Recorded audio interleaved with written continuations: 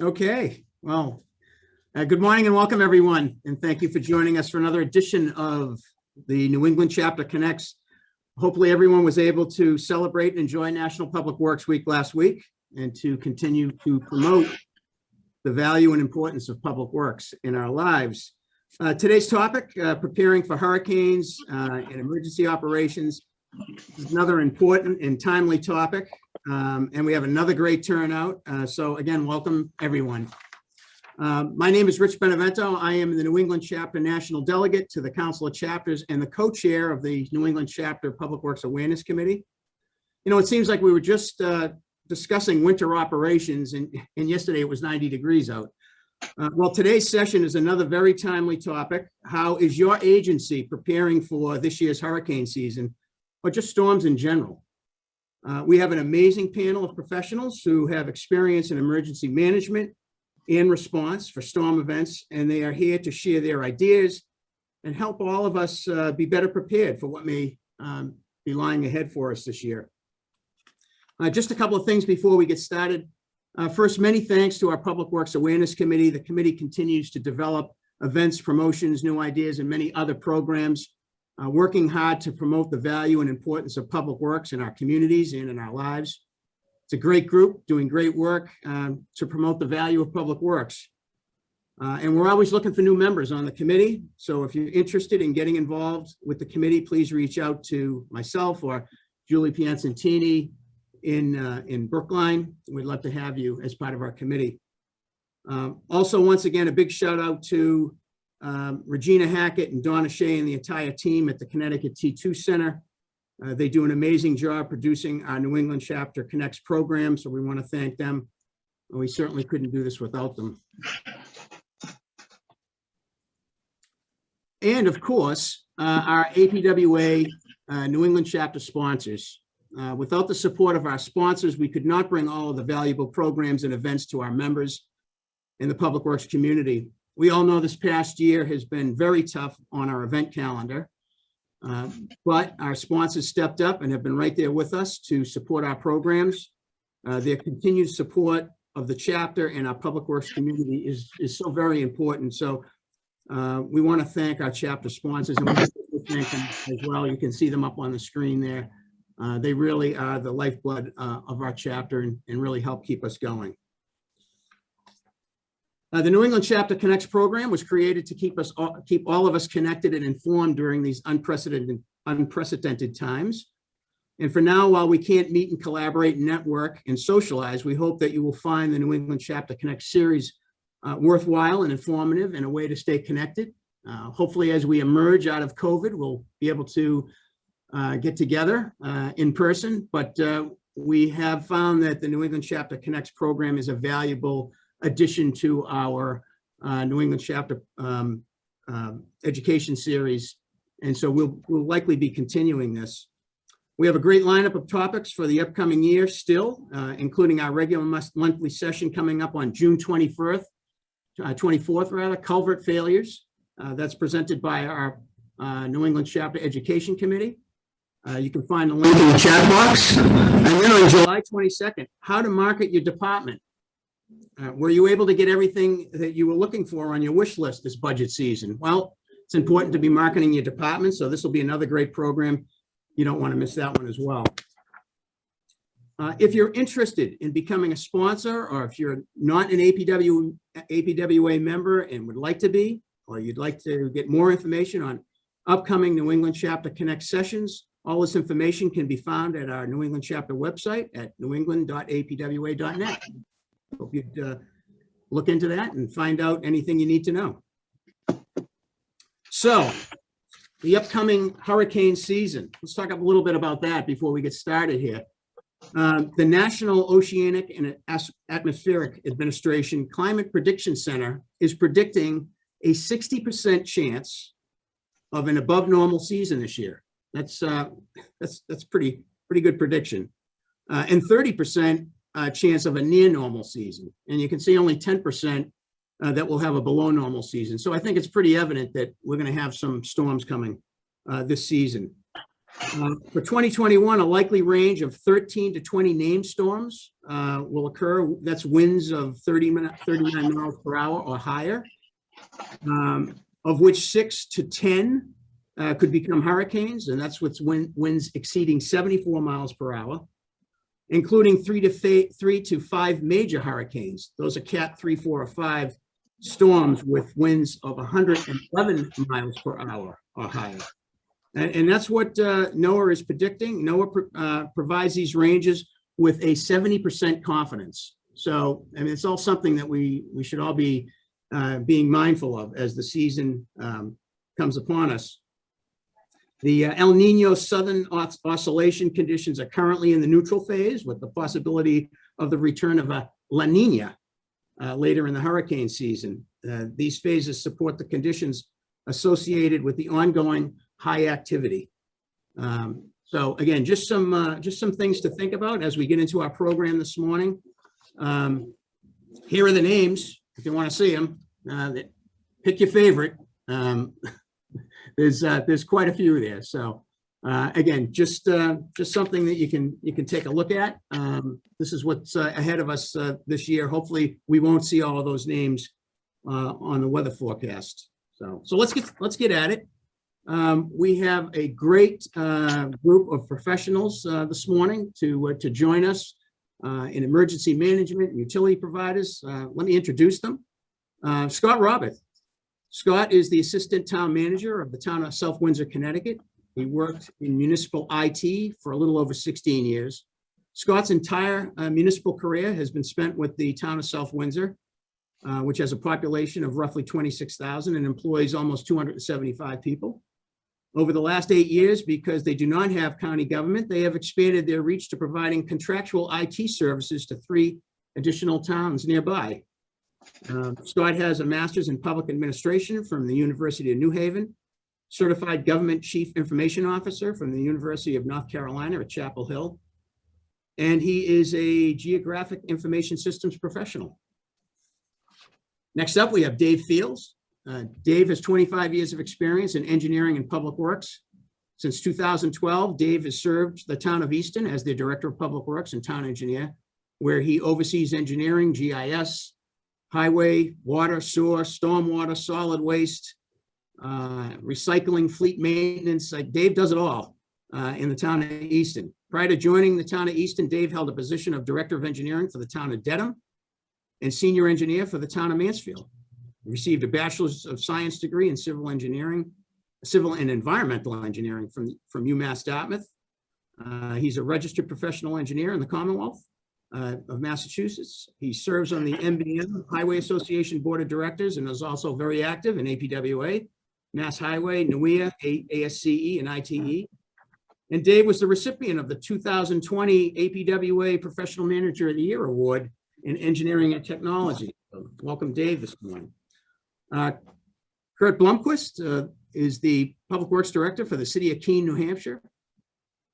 The Keene Public Works Department has a staff of over 70 personnel who are involved in the maintenance, construction, and transportation infrastructure, 126 miles of roads, 32 bridges, stormwater infrastructure, a 6 million gallon per day water and wastewater treatment facility, 80 miles of water distribution, 100 miles of wastewater collection, solid waste, engineering, fleet management. Kurt's responsible for the development and implementation of a $21.3 million annual operating budget and a $10 million per year capital improvement program. Kurt is involved in the city's emergency management activities, planning and responding to man-made and natural events. Kurt also serves as the City of Keene's Emergency Management Director, responsible for planning, coordination, and operations of emergency management functions in the city. And Kurt is involved in the New Hampshire Public Works Association, president of the New Hampshire Public Works Mutual Aid Board of Directors, serves on the Government Affairs Committee for the American Public Works Association, is an instructor for the New England Public Works Institute. Ben Rose. Ben is a recovery and mitigation section chief, currently rostered as a recovery unit leader for COVID-19 for the Vermont Division of Emergency Management. Ben joined the state of Vermont's Irene Recovery Office in February 2012. If anyone remembers that storm, that was quite devastating, particularly in Vermont, and serves as Vermont's direct liaison with FEMA in the role of Public Assistance Officer. Previous experience includes 12 years as Executive Director of the Green Mountain Club, 4 years as State Legislator and Clerk of Vermont's House of Representatives Emergency Energy Committee, and 6 years as Executive Director of, I'm not here, by the way, whoever that is.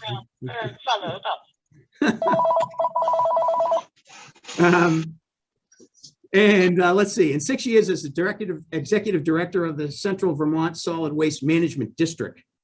A former chair of the Vermont Trails and Greenways Council, Ben co-founded the Catamount Trail Association in 1984. He lives with his wife, Laurie Fisher, in Williston, Vermont. They have 2 grown children, and they're looking forward to meeting their first grandchild in August. Excellent, excellent. Joe Carroll is the Director of Community and Customer Management, for National Grid, reporting to the Massachusetts Jurisdictional President. His responsibilities span both the electric and natural gas operations, and he is responsible for a team overseeing the community interactions between local government, fire and public safety officials, local neighborhood associations, Chamber of Commerce, and large customers in both areas. His group also covers community donations, investments in local areas, along with educational partnerships across the service territory. Currently oversees 2 storm response rooms for the National Grid Electric and handles natural gas emergency response efforts within the covered jurisdictional area. Prior to his current role, Joe has also served within Government Relations Department, covering interactions with Massachusetts State House, Community Relations role for Mass, Field Operations Supervisor for the Boston Division, and a field technician with the Natural Gas Union, spanning over 30 years of service. Joe currently serves on the Board of Directors for A Better City, South Shore Chamber of Commerce, and several other local associations. A graduate of Suffolk University, along with other course development opportunities, Joe continues to expand the community level enthusiasm within the company and utilizes his tenure and experience to mentor others within the utility industry. So we're happy to have Joe with us this morning. One of Joe's counterparts on the other side is Tony Berlandi. Tony is Community Relations Specialist at Eversource, serving 20 municipalities in the Northeastern Connecticut. She is the single point of contact to Eversource for these municipalities on a day-to-day basis for both electric and gas operations, as well as economic development.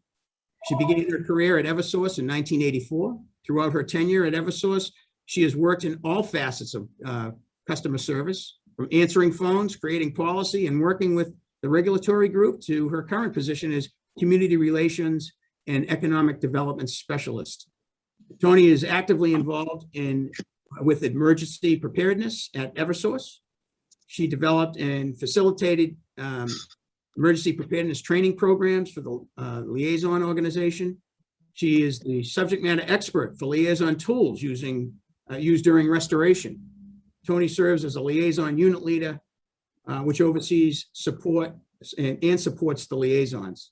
And of course, Tony is an avid Red Sox and Bruins fan, so that's one of the reasons we have her on the panel today. So welcome all of our speakers this morning. We are going to get right at our program, and I would like to introduce first, we're going to go to Dave Field. Each of our panelists this morning have a short presentation, and then we'll get into some questions. And again, as Regina mentioned, if you have a question during a presentation, just drop it in the chat box and we'll get it to our panelists and be able to answer those questions. Okay, Dave, take it away. All right, thank you. Good morning. I'm going to rifle through some of these slides just to be courteous to the other panelists here. But Easton's in southeastern Massachusetts, between Providence and Boston. If you look at this drone photo, what you see is trees, and that's our major issue anytime we have storm events. Typically, we operate our emergency operations for significant snowstorms with power outages, forecast, nor'easters, hurricanes, but lately it's just windstorms. We tend to have a lot of windstorms lately. The ones I'm going to talk about that we we learned a lot from was from March 2018. We had back-to-back nor'easters. The first one, Nor'easter Riley, knocked out about 150 trees, took out power to 95% of the town, and closed 25 roads completely. And then we had snow forecasts for 5 days later. So we went into a mutual aid situation. We had Department of Fire Service provide their mobile operations center and a rehab unit. And we had 19 crews from 9 agencies come in and provide mutual aid right before that snowstorm, that second snowstorm. We had interviews with the media. It was a very successful mutual aid response, and it helped us get ready for the next day's snowstorm. And there's just all that, activity staging that morning, getting all that mutual aid response in. We did have a snowstorm. It was very minor, but we were able to plow the roads without trees in our way. And then 6 days later, we had another pretty significant snowstorm and lost another 60 trees. Then we moved into a recovery effort over the next 3 months, and we collected 24,000 cubic yards of debris, reduced that down to 6,000 yards of chips. So what did we learn from all that? So our emergency operations center is very important. At that time, we were operating out of the fire station number 3, which is basically a conference room. We had a lot of difficulties with radio communications, especially for the DPW radios. There was no dedicated base station, and the portable radios didn't work in there. So that was a major issue for us.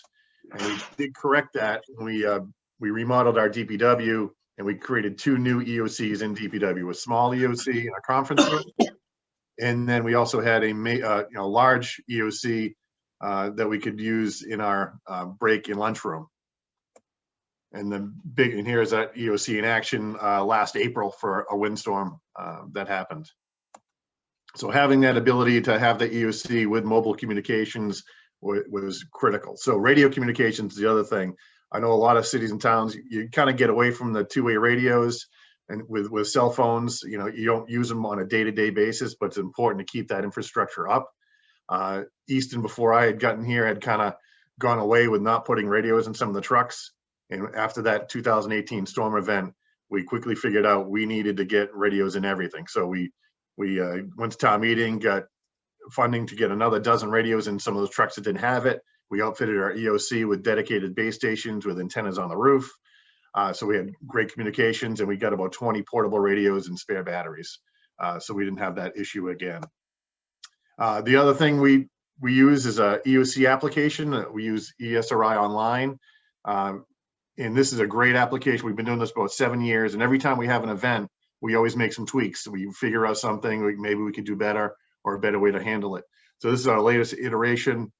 We have a mobile dashboard that can be displayed on our screen at our EOC, and then we also have editors that can be edited either in the EOC or by my field crews in the field. And this was huge, just having this ability to know that situational awareness of where things are down and what the issues are. Even navigation. During that 2018 storm, we had 25 roads closed. It was tough to navigate without seeing them on a map where you couldn't go. It would be almost impossible to get anywhere. So the EOC application is very, very big for us. Power issues, again, coordination with the utilities is always a little bit difficult. We have different perspectives. But one of the things we had trouble with during this storm was just trying to get the utility to tell us where we could remove those trees from the wires, where the power was killed. So that's probably something that's going to always be a difficulty. But one of the things we did was outfit our crews with voltage detectors for safety purposes. Our tree crews have already had these, but we went out and got them for all of our staff. So when we have these major events, they at least have that safety aspect of having a voltage detector on them. Social media, I know everyone's got social media, but it's so crucial to pump that information out directly from the EOC to the residents. Our social media during the 2018 storms are very, very effective. When one post we had 25,000 views on a post, and every post we had was being looked at tremendously by the town. We're also concerned about private property issues. When we cleared the streets, we were worried that we'd have neighbors bringing in their private, debris and putting it back roadside, and then it would have to duplicate our efforts. So we used GPS-enabled GoPro cameras to photograph every road after we finished clearing it. And we used Mapillary to upload those. So it's very similar to Google Street View. And we didn't really have that much of an issue with it at this storm, the private property issues, but we found we use this Mapillary view for everything. And so we got a lot of great data with the whole town in a short amount of time. We're actually planning to do it again this year. Hey, David.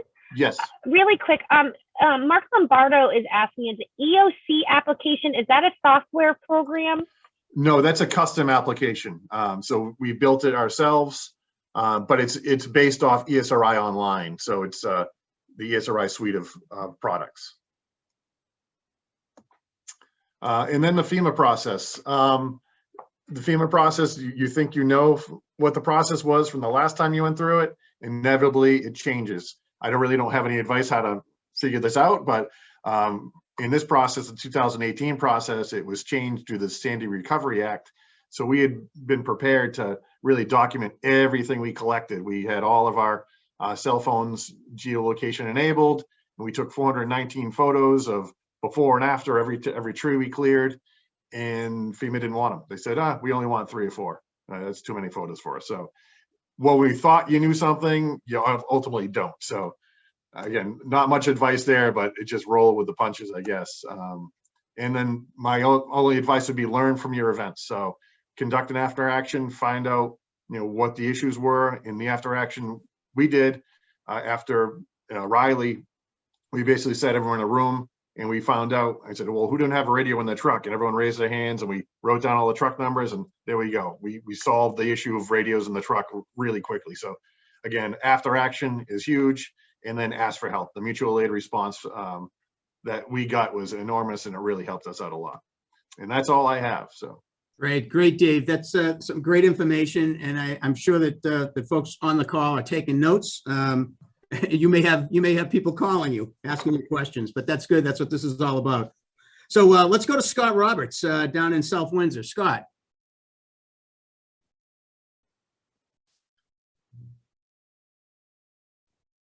And don't forget to unmute, Scott. There you go. Thank you, Rich, and good morning, everyone. I just want to give you a little bit of background where South Windsor is. We're up in Hartford County, middle of the state towards the top. So there's a little red dot. We're about 28 square miles and a population around 26,000. There's a little bit of trivia there for some famous people that have come from South Windsor.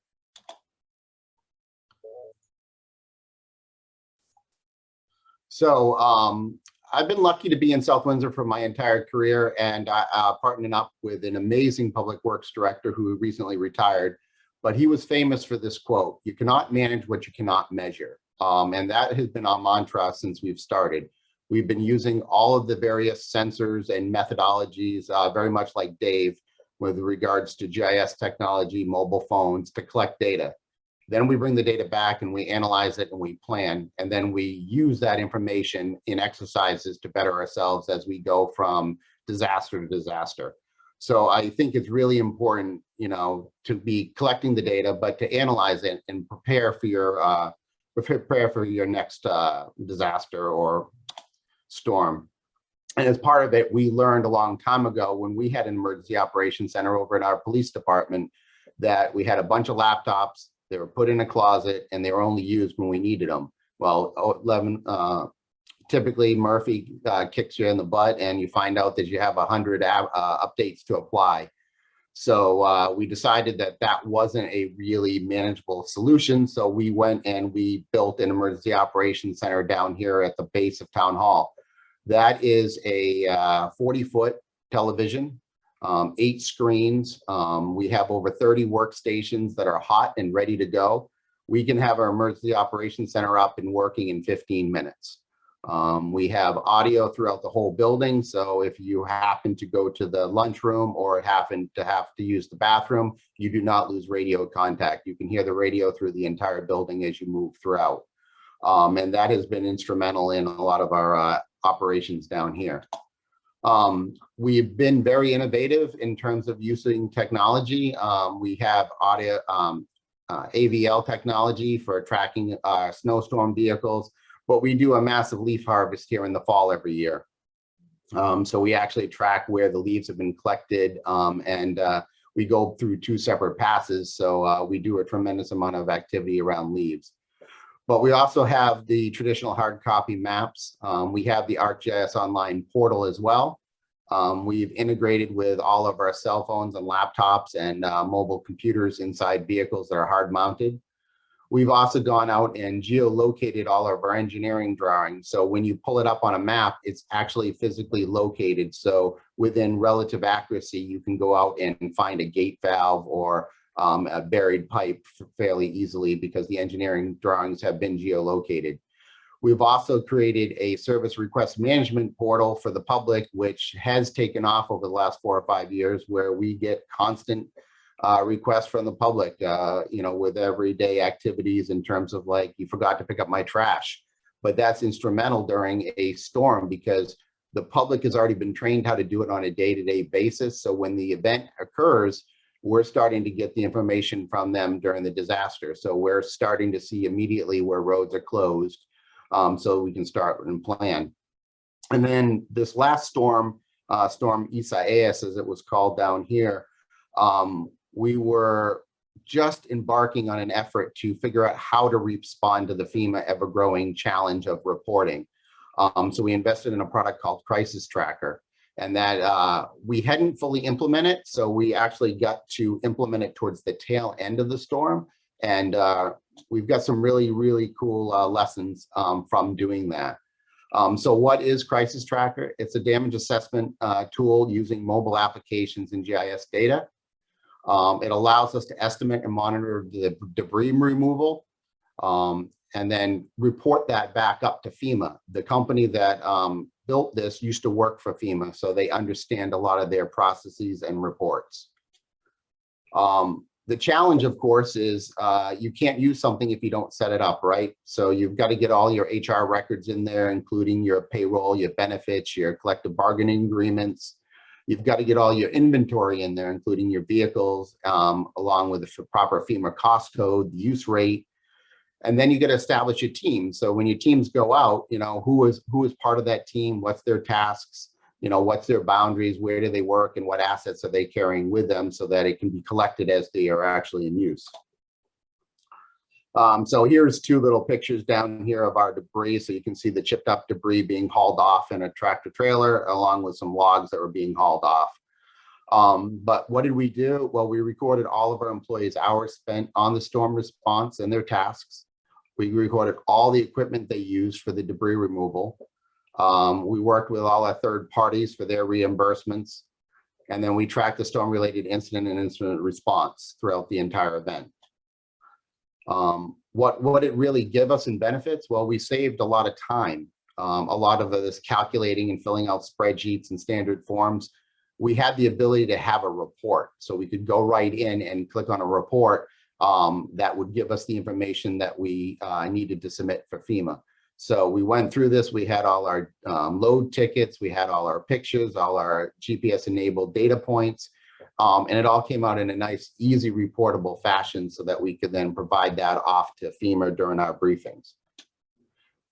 So just to look back at that storm, the setup cost us about 83 hours of effort, yet the event captured 2,812 hours worth of activity, which resulted for us about a $217,000, $218,000 storm cost. So again, you can't manage what you can't measure. You need to be able to collect the data in real time using sensors. And as technology continues to advance, I think we're in a much better position for us to better handle the response. And as Dave said, be able to give information back out to the public. So at this point in time, that would conclude my talk. Hey, Scott, quick question for you. Does FEMA accept the format of those reports? A lot of times, you can have a program and then you submit it to an agency and they say, well, this isn't in our format. We don't like this. Did they accept that? That's been the hardest part. They like to have us fill out their specific Excel spreadsheets. So at this point in time, they accepted them, but they still wanted us to follow their spreadsheet model. All right. Well, maybe some more work there with and maybe things like the American Public Works Association might be able to help with stuff like that. We have our government liaison folks in Washington. And I know we have Tammy Bennett on the call today, so maybe more to come on that. So let's go to Tony. Tony represents utility providers, and it seems to me what we're talking about this morning may not necessarily be hurricanes, but just storms in general. But Tony, talk to us. Well, thank you, Rich. Can you all see my screen? Yes. Yay. Points. So thank you for having me here today. I'm very excited about this, actually. I work for Eversource, and I have worked many storms, and I also have worked many years where we're preparing for storms. And that's exactly what Eversource does. We work year-round to be ready for emergency events. We're always monitoring weather, but we trim and remove hazardous trees that threaten our equipment. We have a 4-year cycle for that, and in the first and third years, we're doing first year major trim and removal. And then the third year, we go back to see if anything's grown back. We also are hardening our infrastructure. And what that means is after those horrific storms in 11 and 12, we started hardening our infrastructure then. We started putting in taller and stronger poles. We're covering bare wire with, or we're replacing bare wire with covered wire. We're also putting in remote switches so we can do a lot of our transferring of load to another circuit automatically from our dispatch center. And that all helps in the restoration. In addition to that, we like to keep educating and working with our municipalities, and I am a member of the community relations team in Connecticut, and we work all year long with our municipalities. We review the emergency response plan, our ERP. We also review the list of critical facilities that the town has identified, make sure that that's up to date. This year, we also added a form with a single point of contact for the municipality. We felt that during storm events, our liaisons need to know who is the primary person to reach out to. And then we also have a secondary person identified in each of the 149 municipalities that we serve in Connecticut. And I know we did that in Massachusetts and in New Hampshire as well. And also during storms, every municipality has the opportunity to have a community liaison available to them. They serve as the single point of contact both to and from Eversource. They represent the municipality when trying to resolve an emergent situation that you have. And they also represent us when we're trying to get information out to the towns. Excellent. Thanks, Tony. All right. Oh, Yeah, I'm not finished. Oh, I thought you were done. It was just slow on the next page, that's all. Okay. So one thing I think we can all agree on that is that we need to understand what priority calls are, critical facilities, and how they fall into our restoration process. Our ERP identifies, I believe it's 8 restoration steps, and these priority calls in critical facilities take up the first 4, or comprise. I don't mean they take up, they comprise the first 4. So priority calls, also known as fire police standby, the FPS call. FPS 1s are life-threatening imminent danger. And if you look at the picture to your right, you'll see there's a car versus pole. The pole's on the car, the wires are in the car, all over the car. If there was a person trapped in that car, that would be a priority 1. We would get the nearest crew, whether they're working on a job or not, and bring them right over, get them dispatched right over to that scenario, because life is at risk there. Also, an FPS 1 would be a structure fire where there are people trapped inside. Again, we would do the same thing, get the nearest crew to that site. FPS 2, which I think is our most, I don't want to say popular, but most used situation, is we're hindering emergency operations. If you look at the picture at the right, you see that tree down across the street on our wires. And you see that a fire truck would not be able to get under that. So that road is impassable. It's completely blocked. If there was a workaround, like if this were a city and something happened like that, it might be a couple blocks out of the way for a detour, and that would not be considered a blocked road because there was a way around. But we all know some of our countryside where it could be miles before there's a detour. So we don't, we would consider that blocked because there's not a feasible detour. Then our FPS3s, these are electrical hazards that are causing trouble, but they're not blocking a road. So if you look at the bottom picture, you see that tree is down in the wires, but there's still one side of the road that's open. So that road is passable. Oftentimes, the municipalities will have to have some of their own crew standing by, as I've heard many times, babysitting these wires down. We do have a wire guard group that is available, and you just need to talk to your liaison, and they can get a wire guard out there to free up your resource. And as I went over the restoration procedure, those FPS ones are first and foremost. During ESIES, we spent, I think, the first 24 to 36 hours just addressing FPS1 calls. And then we went on to FPS2s, which are those blocked roads. They are second in the restoration process, and we try to work in step with the town, and you'll see in a minute, we have a newer program that we're putting in place that hopefully will facilitate this a lot better.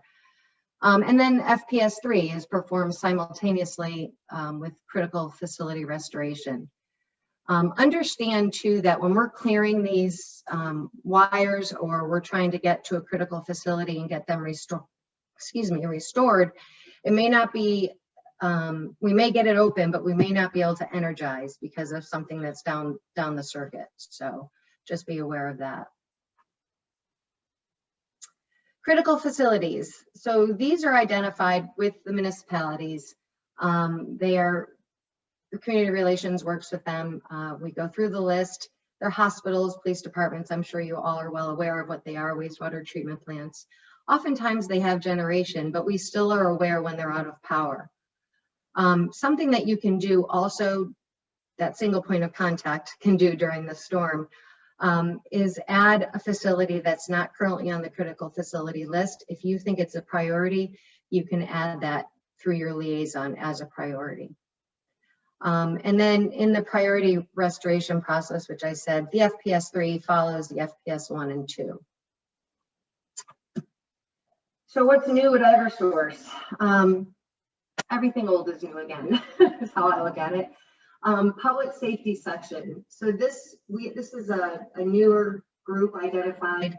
They will be crews that come from our operations resources, and they will meet a single point of contact from the town.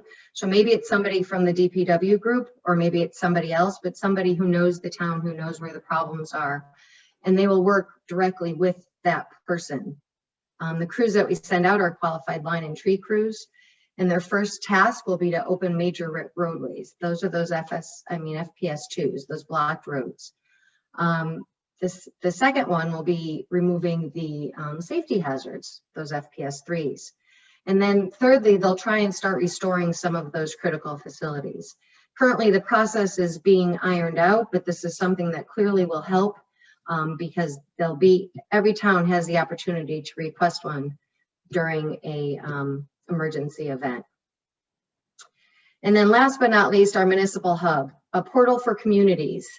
So this is where your community can enter in either outage information that you've received, which I would hope they call a company instead, but they call the town, FPS tickets, and then you can prioritize them as well. You can also get status updates on things that are currently out there, the outages, the FPS tickets. And another thing on the map is you can see the critical facilities that are out of power. So that's helpful. Like at a quick glance, you can just see what's going on in your town. And again, within this hub, you'll be able to submit that request for a facility that is not a critical facility, but it is a priority for your town. Also, at a moment's notice, you can see on the summary tables what the critical facilities are and which ones are out, as well as what FPS events are still out there. We're hoping to roll that out in early summer, maybe July. We're doing a lot of internal testing right now, so more to come on that. Thank you. All right. Thank you, Tony. A lot of great information there. So let's go to a person who's no stranger to emergency management. Let's go to Court Blomquist up in Keene, New Hampshire. Court? Good morning, Rich, and good morning, everybody. I'm going to do a quick share of my screen. I've just got one slide that I'm going to talk from here. I'll get that up and running. Hopefully everyone's doing well. The sun is out and things look clear there. All right, let's see here. Is it okay? Share. So hopefully everyone can see the slide that's up. As mentioned, I'm Corp Blomquist, Public Works Director, Emergency Management Director for the City of Keene. I've been involved in public works, emergency management operations for over 35 years. I've been the Public Works Director in Keene for coming on my 28th year, and Emergency Management Director going on for 7. I know it's a little unusual. Usually it's our emergency services folks have a tendency to be the emergency management directors. I'm a little unusual in the state, but that's okay, because I think public works, as a public works director once told me, we're the ones who go in and we pull the barricades out, and then we're the last ones out because we're taking the barricades away. We're also very good at resource management, and that's really what emergency management is. It's managing resources. Topic today is really talking about what do you do before it begins. I've been through 8 federally declared disasters here in the city over the last 28 years. So like everybody else, I have my experiences with FEMA in the state over that time. I also have an opportunity to work with other communities with their frustrations as they go through processes. And there's a few things that I encourage folks to be thinking about before the storm. And I guess I'm old school, and they're fairly simple. One of the areas that can get a community, can get you into a little trouble, is purchasing. Of course, what FEMA will do, and everyone who's been through FEMA knows, is one of the questions they do is they ask, hey, did you follow your purchasing processes for your particular community or state? And a lot of times when we move into the emergency mode, we're out there, hey, we need to get that done. We need to get it done now. One of the things that can happen is FEMA can disqualify your purchases if you didn't follow your purchasing regs. Many folks have the regulation that says, hey, up to $5,000, I can do this. Over $5,000, I have to get 3 quotes. Over $20,000, I have to go through a bid process. Well, of course, in emergencies, we're not doing that. We're going out there, we may be doing T&M contracts. We're bringing in maybe pumps from Godwin, et cetera, for $4,000 a month to be able to keep operating. So one of the things I always encourage the public works folks to go talk to their finance folks to make sure, is there an emergency purchasing requirement or regulation within your framework? Here in Keene, I have ours up. Again, it's fairly simple. It basically says, hey, during an emergency, our city manager can do whatever he or she needs to do and doesn't have to follow our normal day-to-day purchasing regulations. And I will tell you, over the years, when I pulled this out, made a copy and handed it to my FEMA person, they were like, oh, okay, great. I'm going to check that box. We're going to go in where we can go on and keep talking about some other elements of what your submittal is. So that's something to be thinking about, is if you don't have something in your purchasing regs about emergencies and emergency purchasing, please go sit down with your finance folks and come up with it. And again, it can be fairly simple as we have here in Keene.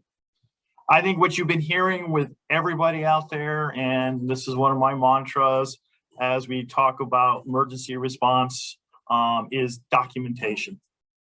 Today, we have lots of options to be able to document things. But one of the important things is documenting what something is like before the emergency. As I said, I've been in Keene now 27 years, and I pretty much have seen a lot of our stuff, but years can go by from when the last time I might have been in a particular space or visit a particular bridge. And I may have in my mind what I thought the bridge was like prior to the event. So one of the things I encourage is, and with the asset management programs that are out there today, is, hey, document what things look like today, so that when that event happens and you go walk back out there and you're looking around at that moonscape going, I don't recognize this anymore, you have something that you can refer back to as you, again, have those wonderful conversations with our federal partners and our state partners about what do you have to do? What are you fixing? What was the asset like prior to the event? And that can save you, again, that can save you time in doing it. So I encourage using your current programs to go ahead and document and get that stuff kind of in your mind and what it looks like today. Another area, of course, as you heard, that folks talk about is when we're in an emergency and when you're responding is documenting your labor, your materials, your contracts, all those resources that it takes to go ahead and do it. One of the things I believe in, and it goes back to, I guess, my days of competing. I had a coach tell me once is how you work and do your exercise, your activity in training is how you're going to do it under the real event.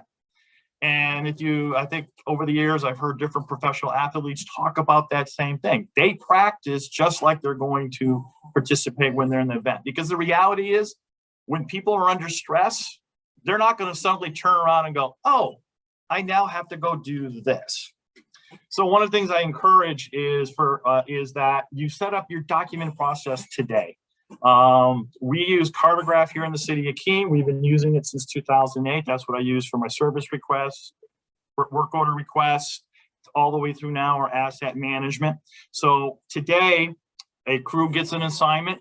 On that, they log who is on that assignment, what equipment they're using, etc. It's what they do every single day. It's exactly the same thing we're going to do during an emergency. When an emergency starts up, and we've had several of them, I do this for winter storms now. We set up a service request for that storm. Then the foreman and the crew start filling in those daily tasks, etc., so that at the end of it, we can pull that information together and present it to say, here's how much that it took us to respond to that particular effort. So I encourage folks to set something up early. One of the things we've done with our Cartograph is we actually have a checkbox that if it is a FEMA event, we check the box, and that just is another flag for us as we move through. Because I don't look at trying to bring in some extra software that I don't use on a day-to-day basis. Because like I said, during an emergency, if I've got to learn something new, my crews have got to learn something new or think about something different, it's probably not going to happen. But if they're doing it every single day, then I have utmost confidence that that information is going to be doing it. So I encourage departments to create that day-to-day, because ultimately it also helps when you do your budget. As Rich was talking about, how do we promote our budgets? Part of how we promote our budgets is to tell folks what we're doing, how we're doing it, and how much does it cost to really take care of those various pieces of infrastructure assets. The last thing I encourage is this, again, before the storm begins, is I call them those coffee conversations. Because one of the things about response is it's just not public works. For those of you who might have been involved with the COVID, there is a ton of people that are involved for events. And public works is typically going to be involved in all of them. Our folks have supported during COVID the construction of a 200-person site that was going to be used for if we needed to have overflow for a hospital. Our school districts going out and involved with them. Same thing has happened during our flood events and some of our severe storm events. We have the American Red Cross that we work with because we've transported materials for them to go to the shelters, etc. So I encourage those coffee cup conversations before the day. A lot of cases, we're so busy doing our own stuff, we don't have an opportunity to talk with the police chief. One of the worst things you want to do is meet somebody for the first time during an emergency. I mean, it's certainly a great way of meeting people, but it's probably not going to be the most efficient or the most effective, because at the end of the day, you're going to have trust. So I encourage having those coffee cup conversations. When was the last time you visited the finance director? Because during an emergency, they are the third person that I call in when we open up the EOC. Certainly I get called, the police chief gets called, the fire chief gets called, but then I have the finance department get called, because at the end of the day, it's all about money. So if you haven't had a conversation with the finance director in a while, hey, grab that cup of coffee, go up and visit with her or him. Same thing with the fire and police chiefs. Go out and visit the American Red Cross if that's who you work with for your shelters. But have these conversations before the event so that you're not meeting them for the first time during the event. These are just simple things that I encourage other departments and other public works professionals to be thinking about as they're getting ready for the next storm. Because when that next storm comes, which is going to, as we saw Anna, I know Rich put up there the list of names. Anna has already been used before the official start of the hurricane season. We're going to be in the heat of the battle. We're going to be focused on getting these things done. We're going to fall into those automatic modes. So doing some of these simple things will hopefully make it easier on the back end as you're dealing with FEMA, making sure that you're purchasing and everything that you use, they're going to say, hey, great, not a problem with. Making sure that you have that documentation and making sure that your folks are used to doing it on a daily basis so they don't have to think about something differently. And then also knowing people and having those conversations ahead of time so that you know maybe what the police chief's thoughts are and what are the priorities for him. What is the local hospital? What are they most concerned about? What roads are they most concerned about making sure that they have available when they get in? During COVID, I've been fortunate. We've had weekly meetings with our college. We have a college and campus, our SAU, our school district, the CEO and his emergency management team from the hospital, the county. And then from time to time, we would pull in some other folks from other agencies just to talk about what everybody was doing and what needs or things that we could support each other with. And I expect we're going to continue that now once we're through the COVID response. And we're going to be stronger because of that, because we do know each other and we do know how to coordinate. So with that, Rich, I'll turn it on to the next group. Cool. Some great information there, folks. Just so you know, we normally have a hard stop at noontime, but we still have 2 more speakers. A lot of great information, so we're going to keep going for a little bit, and we're going to go right to Joe from National Grid. Joe, why don't you talk to us? Sure thing, Rich, and thank you for that, Regina. Thank you for captaining. I went without slides, so I'll yield my time to Ben as well. But just a couple of other things, not to cover all the other things that, David mentioned. Collaboration, partnership, the drills, just after action review. Kurt just mentioned it. You don't want to know the people the first time when any incident occurs. So I want to echo that. That's some of the things that we do day in and day out to try to get that squared away. For National Grid, Mass, we have roughly about 1.3 million electric, about 173 cities and towns with the electric. And if I could just leave a couple of points, and then I'll yield my rest of my time over to Ben. The big thing is ICS during the storm. The old thing is it's like your first storm. Every storm is your first storm, right? It's that type of thing. If you can control the chaos, get the ICS structure going, and have that single point. That single point of contact is key, especially with some of these storms. If you go back to 2020 to 2021, from like February right through to February, within a year process, we probably had about 22, 23 storms, and we had to do it all virtual. And to do it all virtual was, we had a partnership with those fire chiefs, the incident commanders, that they trusted us not being in the EOC. So that's the key component from that end. And the other thing that we want to look at is the types. What we started doing up here, and Dave mentioned he's in Easton, that's part of my zone 5. We actually split the Brockton branch into 5 zones. We would deploy trucks with a tree crew, marry them up, and put them in each zone, so the travel time during snow would be actually decreased and would be in the area from that end.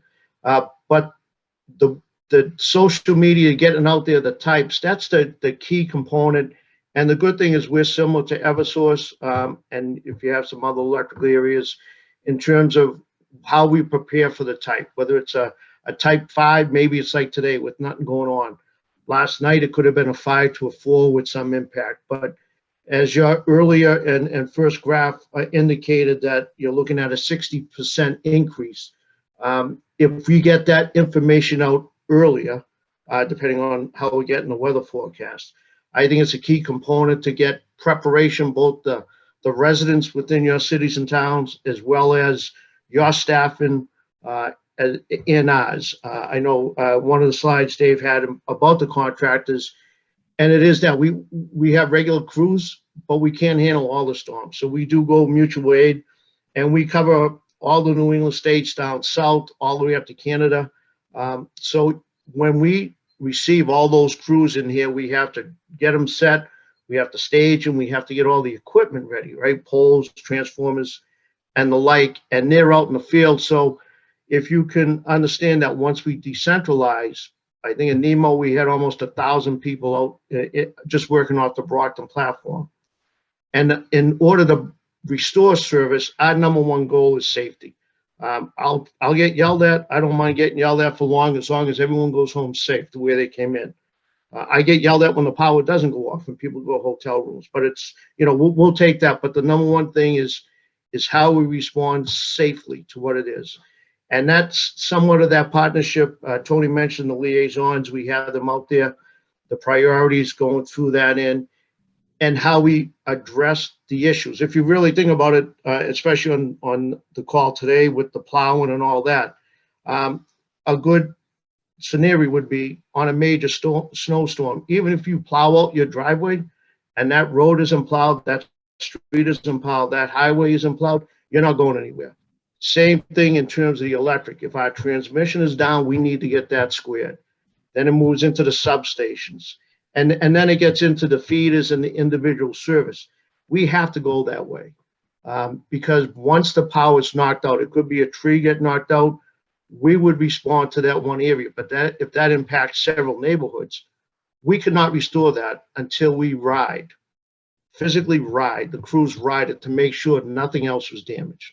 So it may be repaired, but people have to understand that there's a time lapse between what's going on from that. Forestry, yeah, we're doing all the training. I won't belabor that. Tony did a great job in covering that. From us, coastal, meaning the nor'easters coming out with floods, to inland, to even the island, right? I covered Nantucket. The ferries, we have to get crews over there. So that's a 2-day, 3-day before the wave. So a lot of that prep is going into any storm that we get. And that's why we have a 3-day checklist. I saw a question on the checklist. We do go to a 3-day checklist and we are regulated. So all that information has to go back in. And if you look at where we are, I think 3 days from now will be a 10-year anniversary of the monsoon tornado that came through, 35 miles of impact, unbelievable. All the equipment that was needed there. And actually, if we go back just to 2019 down the Cape, where Harwich with the tornado there, even though that was Eversource and they did a phenomenal job, we actually partnered with them. We have the gas down there. So the one thing you don't want to forget about, trees might be coming down and all that, you're still damaging underground infrastructure or landing. So you do need that full complement of partnerships within your EOC. And I've learned that early on. I had a great trainer, I believe he's on, Mr. William Hadley from Lexington. Learned a lot from him during a little exercise in the town of Lexington, but we were able to get through it because we learned, we trusted each other, and we delivered on what was promised from that end. Just some training. We have a lot of stuff. I know Eversource has it. First responders training. It's neutral in terms of whether you're an Eversource customer, Ingrid customer, or municipal light. It's a good practice or exercise, especially when in your departments, and I see it in the fire department and police, new people coming in, right? I'm not understanding some of the stuff. It's a great training from that end. We do have some apps. We're creating some meter imaging that maybe be able to dictate what's out and what's not. So we have a lot of that there, and I'll be happy to share with you and the group. And if I could leave you with just a couple of things. One, generators. Everyone's going to get a generator. You have to be careful in generators. When our crews right down the street and every house is no power except 1 or 2, we have a concern. That person may have, instead of installing it correctly, plugged it right into the dry event.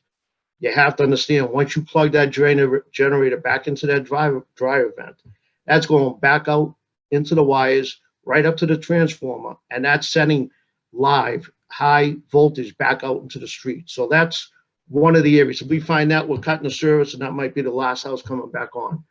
The second thing is HIPAA laws. If you have folks and moving into your communities on life support, don't expect the utilities to know they're on life support. We can't get the information from you. You can't get it from us. So if there's a way that any new folks coming in, anything going on, please make sure that they go into whatever utility it is, both gas and electric, and register from that end. Lastly, wind speed. In the old days, if there was 35, 40 mile across the Commonwealth of Mass, all the buckets would be put down. We could not fly them. Now we've moved into a much closer area in terms of it's up to the crew in the area where they're working. But again, if those winds, and we've seen them coming in 40, 50, 60, the individuals, the men and women going up in the buck, they don't want to create a different scenario that your police and fire have to do. So, you know, from that end, it's really collaboration. I've learned a lot of good stuff in here. Big thing is downwires, don't touch them. We got to get that out. And there's stuff on our website, whether it's the Live Wire, First Responders app, and to just go on there and learn from that. And one of the things I'll offer up in terms of what we created with the fire police, when they're out there responding, they actually take pictures and send it into us. It's almost like a damage assessment for us. So instead of sending a regular crew out, when we know 3 poles are down, we're sending our contracting crews out there. So the regular crews can respond to the life and property and safety and clearing roads. So, Rich, I know I kind of jumped through it, but I don't want to take up too much time. I'll leave it to Ben, and any questions, whether today or later on, just send them to Bill Hadley and he'll answer them for me. Thanks. Thanks, Joe. A lot of good information. One of the things I took out of this, it's not just what we're seeing on the poles in a storm, it's what's underneath too. So obviously, real good advice there. So let's go to Ben Rose up in Vermont. Last but not least, Ben, good morning. Good morning, everyone. I recognize that we're about 8 minutes into overtime already. I don't have a PowerPoint. That's the good news. You've already heard a lot of good stuff, and I will try to be quick. The original prompt was to come up with 3 to 5 tips for your participants, and I came up with 5 plus 2 bonus tips. 2 of them have already been covered: photo documentation and debris monitoring. So that brings me down to 5 quick tips, and I hope there's something that I'm going to rattle off that will be useful to each person among them. I also wanted to say thanks to Lisa Schaeffler from the Williston Department of Public Works, my hometown, for suggesting me. And I recognize that a lot of the work we do in Vermont is with small towns, with public works crews, and a lot of volunteers. And most of the people I think on this call are professional public works people. And so you have a leg up on some of the smaller towns that we deal with. You're fairly sophisticated applicants from my perspective. And so a lot of what you've heard, for example, about Crisis Tracker is already best practice from a Vermont standpoint. So here are the tips I would offer. Number 1, when something goes wrong with FEMA, it is often because of poor communication within the town. You need the public works folks to communicate with the finance folks in the office. If they don't like each other, or if they don't communicate clearly with each other, that's when things break down. And FEMA can sometimes get in there and be hearing different things from different people within the town, and that's when you get into trouble. So it's all about good communication.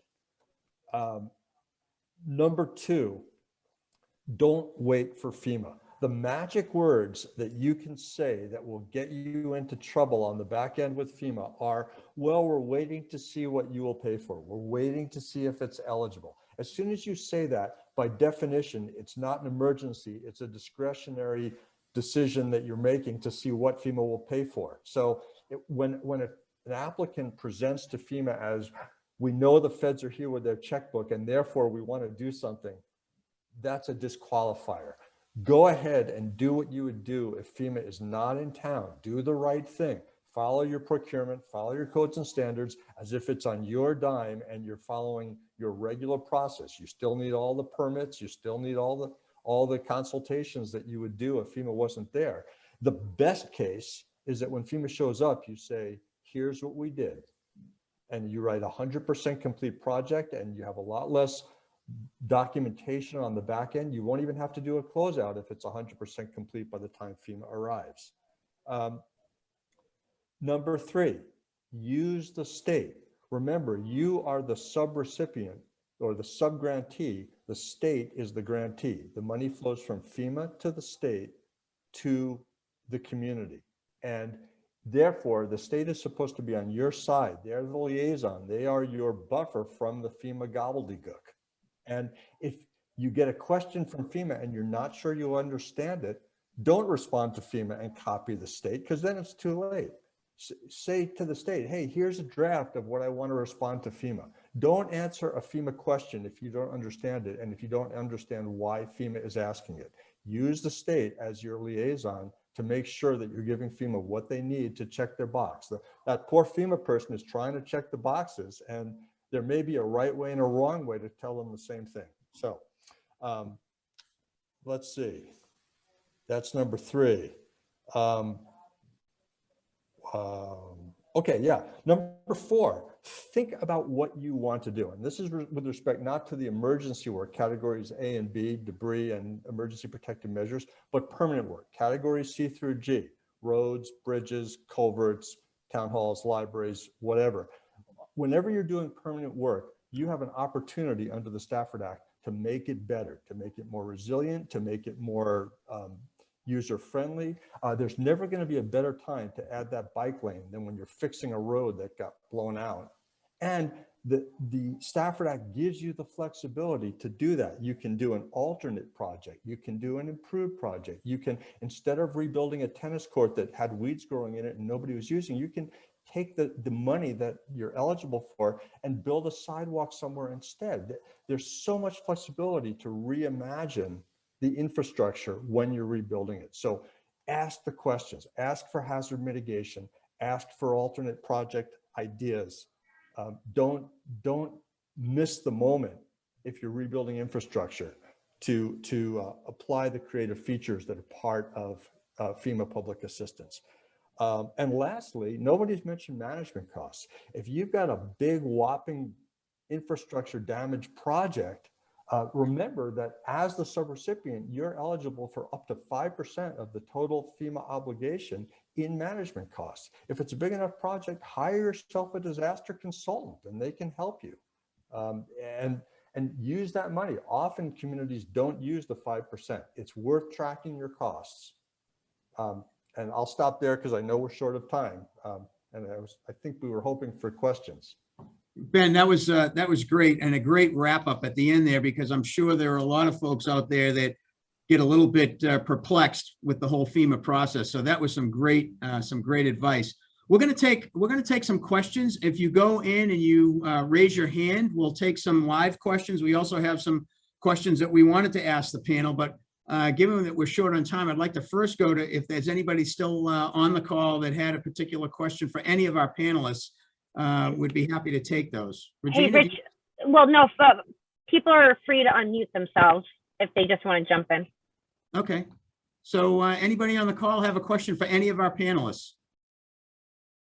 And we told the utility providers we would not talk about poles. So The straight ones or the crooked ones? just the crooked ones, right? Just the crooked ones.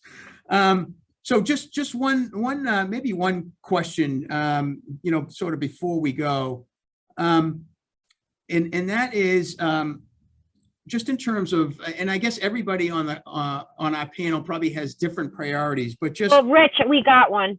Oh, we do. Okay. How often do you practice EOC and ICS? Who wants to take that? Rich, I'll jump in. Yeah, I'll jump in. So we have an emergency management department that actually spans various levels, from both just field supervisors, and then we move into reporting in storm rooms, how to better control, manage it. In fact, this latest thing with the virtual, we do open storm rooms, but we actually, because of the staffing, we move people off-site, engineers, and they stayed on lines. and we're able to manage less people in the building, but still maintain the fluid operation of it. And then we also go out into the field. Now the virtual thing impacted us, so we're starting to step that up now, where we will go into whether it's, I know it's electric here, but we did Boston Fire at their training facility and orchestrated them coming in, us responding, actually even had media on site to respond, how to answer and review it and critique it. On the electric side, we would do it out in the field in terms of poles down, impacting certain things in terms of different customers, how to get it back in, how to safely do it. And then we'd do mutual with gas and electric. And again, I know it's been spoken apart on this. It's really getting people to know it, because when people go in the field, that's what you want. And in a company like Eversource or National Grid, people will move around, so it's good to keep that going from that end. And that's apart from the regular training we have to do. And internally, we also require everybody and everyone in the company has a storm room. They have to go through and take their, what we call learning links. They have to go through and take a test, read through it. And that's on an annual basis to review all the stuff from a storm thing. So it probably will start kicking up once the buildings start opening up and we can do it outside, but it is on a regular basis quite often. And we can share with some of the things that we do as well. In the city, I try to do on an annual basis a EOC with department heads. But at the department level, I'm structured such that when my folks are working and they hear about and they understand it, that as part of the ICS system, there's always a public works person who's in charge of that site. So if there's ever a emergency like a water main break, my crews are set up to know that somebody has to be in charge. So if that when the police or fire respond, they are in charge of that incident at that point in time. Our folks are also trained to understand that when we go into unified command, using the fancy ICS term, meaning that we have more than just public works, we're starting to bring in the other agencies, that there is such things as a command post, that there is an incident commander, that they would report to that incident commander. And we try working this on a kind of monthly basis, just because back to, again, my expectations is if you do this naturally, you're going to do it naturally in an event. So when we set up for a water main, when I walk on that water main site, my folks know that whoever the senior public works person comes over, starts talking to me, tells me what's going on. Same thing if we need police or fire. Our police folks know that if it's a public works focused thing, they go and they find that person who is the quote unquote incident commander for that. So last question for everyone, just 1 minute, a 1 minute response, because we're way over time. But if you had to do one do-over, either preparing, managing, or recovering from a major event, what would it be and why? And let's start with Scott. 1 minute. Wow, that's fast. I guess one thing is that I would make sure that anything that we have as a documented plan is actually put into practice. It's great to have these plans that are on the shelves, red, blue, green, whatever you call them. But a lot of the times we file them with the state because we're required to, but then we don't actually exercise them and go to them and actually pull the plan out, put it on the table, and then do that exercise and see what works and what doesn't. Excellent. Dave, how about you? If you had to do a do-over for preparing, managing, or recovery from a major event, what would it be? Well, I don't know how you do over it's staffing. We just have a very small staff, but the one thing I would like to see, not necessarily a do-over, but I'd like to have a debris management plan and a contractor on board that we could lean on for those huge events that will come at some point. So that's our weakness. Okay. Tony, how about you? I was hoping you weren't going to ask me. Preparing or managing, I would say that as somebody from the EP side of it and the training, I just make sure that the training, we do an awful lot of training of our liaisons and such, but just continue to offer that training to them so they are on top of it forever. So like, I believe it was Scott said it becomes, or Court said it becomes natural. It's second nature to understand what happens with the towns and what they can do with the town, what they can do to help them. Yeah. How about you, Court? The 1 minute do-over. What would you do? I agree with about the plans. We write lots of plans, we put them on the shelf. We need to make them simpler but work with them. Yeah. Okay. How about you, Joe? Whatever Bill Hadley says. But I would, again, again, the plans are out there, but as I said, every storm is a different storm, so you have to learn. You'll never get it right, but you're gonna have to learn, and you have to adapt, and then you have to be able to improve upon it and start adding more technology to kind of get ready for it and get a good forecaster. Yeah. Okay. And how about you, Ben, to wrap it up? Yeah, well, I've actually got two. I liked what someone said about debris contracts and having standby or contingency debris contracts in place. If a really big bad one hits, it's good to have that in advance. In Vermont, we did procure contingency debris management and debris monitoring contracts, and we maintain those on a standby basis, and communities could execute task orders under them if things go really bad. The other one I would offer is that when I started, it was right after Tropical Storm Irene. 100 towns had me on speed dial, and we learned so many lessons so fast. We filed 30 appeals. We won more than half of them. It was quite a show. And what I learned from that experience, if we could do over, I would have, well, there's so many lessons, so many things we would have done different, but the main one is that I would have advised towns, as we do now, to always ask for 406 hazard mitigation for every permanent work project. Ask FEMA to use their specialists to help you to take full advantage of the opportunity to make the piece of infrastructure you're rebuilding more resilient in the process of repairing it. Excellent, Ben. Well, folks, thanks so much for joining us today. I know we probably could have went for another hour and a half at least. This is a very important topic. I want to thank all of our speakers. This session is actually being recorded, so you can go to the New England Chapter website. It will be put up on the website. If you want to watch it again or you want to pass it on to your colleagues, please do so. Again, the New England Chapter, we want to thank our sponsors.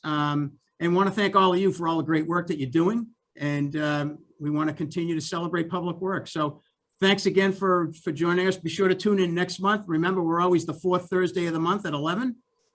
We have another great program coming up in June and the rest of the year. So we hope we'll see you then. So thanks again, everybody, for joining us. Have a great day. Thank you.